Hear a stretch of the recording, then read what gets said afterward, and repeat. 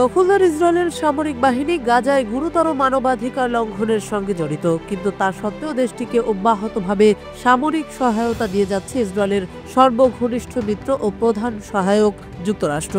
তাই ইসরায়েলের সামরিক বাহিনীর প্রতি সহায়তা কমাতে বা অভিযুক্ত ইউনিটগুলোর সামরিক সহায়তা বন্ধ করতে যুক্তরাষ্ট্রের পররাষ্ট্র দপ্তরের বিরুদ্ধে মামলা করেছেন গাজা অধিকৃত পশ্চিম তীর ও আমেরিকায় বসবাসকারী ৫ ফিলিস্তিনি।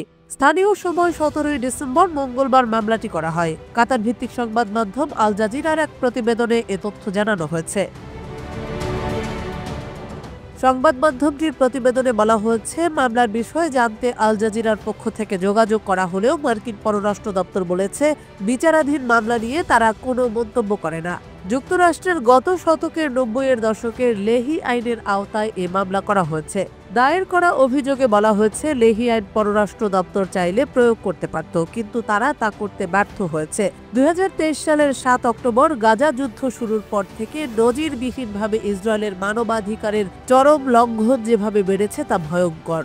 অভিযোগে আরও বলা হয়েছে, অত্যাচার, নিপীড়ন ও বিচার বহির্ভূত হত্যার মতো ভয়াবহ অপরাধমূলক কর্মকাণ্ডের সঙ্গে যুক্ত ইসরায়েলের সামরিক ইউনিটগুলোকে তহবিল জোগানো নিষিদ্ধ করে আইন থাকলেও সেই আইন বাস্তবায়নে স্পষ্ট ব্যর্থ হয়েছে মার্কিন পররাষ্ট্র দপ্তর। উক্ত মামলায় একজন বাদী জানিয়েছেন, যুদ্ধ শুরু হওয়ার পর থেকে তিনি ৭ বার বাস্তুচ্যুত হয়েছেন।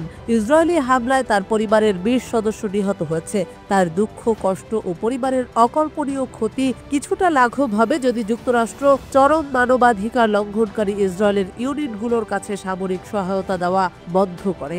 মামলার বিষয় জানতে আল জাজিরার তরফে যোগাযোগ করা হলে যুক্তরাষ্ট্রের পররাষ্ট্র দপ্তর বলেছে, বিচারাধীন মামলা নিয়ে তারা কোনো মন্তব্য করে না। উল্লেখ্য যে, ফিলিস্তিনের অবরুদ্ধ গাজা উপত্যকায় ১৪ মাস ধরে ইসরায়েল যে আগ্রাসন চালাচ্ছে তাতে এ পর্যন্ত নিহত হয়েছেন ৪৫,০০০-এর বেশি মানুষ, এদের মধ্যে ১৭,০০০-ই শিশু।